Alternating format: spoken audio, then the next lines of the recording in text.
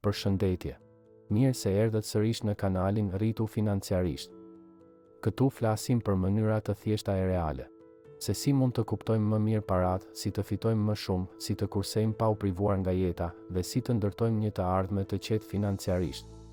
Poshtë në përshkrim. Do gjeni një link ku mund të shihni si investoj vetë, në mënyrë të sigurt dhe afatgjatë.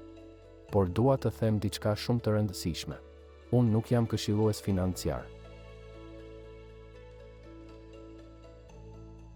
Gjithçka që ndaj në këtë kanal është përvojë personale dhe mendim i lirë. Mos merrni vendime për investime vetëm nga ajo që dëgjoni në internet. Flisni gjithmonë me një ekspert të licencuar të ekonomisë. Përgjegjësia është gjithmonë individuale.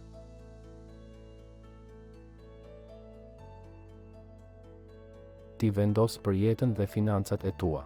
Dhe ky është vendimi më i rëndësishëm që mund të marrësh. Shumë njerëz punojnë gjithë ditën, por në fund të muajit nuk dinë ku shkuan paratë. Dhe kjo nuk ndodh sepse nuk fitojmë mjaftueshëm, por sepse gabimet e vogla që përsërisim çdo ditë na mbajnë në vend. Ndoshta edhe ti ke dëgjuar fjalitë, puna s'bën para, gjithmonë më dalin shpenzime të papritura, ose nuk ja vlen të kursej, se s'mbetet asgjë. Por e vërteta është ndryshe.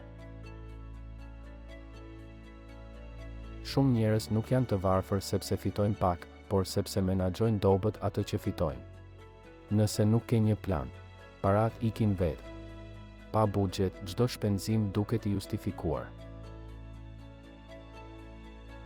Një kafe këtu, një drek atje, dhe në fund të muajit skupton si humbën qindra euro. Shumica e njerëzve nuk e ndjekin rrjedhën e parave të tyre. Por në momentin që fillon t'i shkruash, truri ju të sheh realitetin ndryshe. Bëje të thjesht, merr një fletore ose një aplikacion falas dhe shkruaj çdo gjë që shpenzon për 30 ditë. Vetëm 30 ditë. Do habitesh se sa shumë para dalin për gjëra të panevojshme. Ky është një nga armiqtë më të mëdhenj të portofolit. Shkojmë në market për bukë dhe dalim me 5 gjëra që s'na duhen fare. Shikojmë një reklam online dhe mendojmë, është ofertë, më mirë ta marr tani. Kështu mbushet shtëpia me sende që nuk sjellin asnjë vlerë, veç se zbrazin llogarinë. Nëse ndihesh gati të blesh diçka, prit 24 orë. Shpesh dëshira ikën dhe kupton se s'të duhej fare. Kjo është fuqia e vetë kontrollit financiar.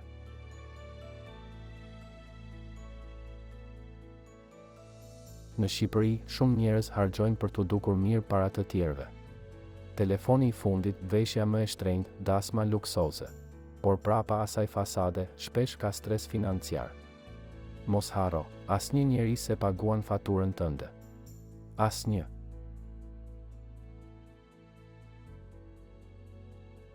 Ndaj mos e mat jetën me standardet e të tjerëve. Jetesa e mençur nuk është varfëri, është liri. Kartat e kreditit, huat, borxhet midis miqve. Duken si ndihmë e përkohshme, por shumë shpejt bëhen zinxhir që të lidh pas.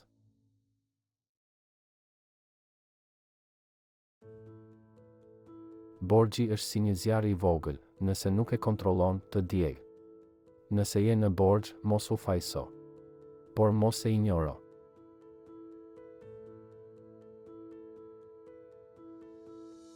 Bëj një plan, shkruaj të gjitha detyrimet dhe përqendrohu t'i shlyesh një nga një. Çdo borxh që paguan është një hap drejt qetësisë mendore. Shumë njerëz thonë nuk kam para për kurse, libra apo zhvillim personal, por shpenzojnë pa mendim për argëtim që s'ua ndryshon jetën.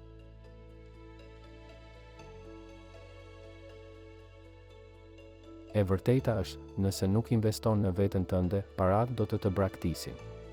Njohuria është pasuria më e sigurt. Çdo aftësi e re që mëson, të afron një hap më shumë drejt lirisë financiare. Kur jeton vetëm për sot, harxhon gjithçka që ke, dhe nesër kthehesh nga e para. Ndaj njerëzit që ecin përpara kanë gjithmonë një plan afatgjatë, edhe nëse është i vogël. Fillon me pak, një fond emergjence për 3 muaj, një shumë e vogël që investohet çdo muaj dhe mbi të gjitha, një qëllim që të frymëzon çdo mëngjes. Nëse e dëgjove deri këtu, duhet ta dish që si e vetëm. Shumë njerëz ndihen të humbur me paratë, por ndryshimi fillon në momentin që ndalon dhe vëren. Nëse e ke bërë një nga këto gabime, mos u ndëshko. Të gjithë i kemi bërë.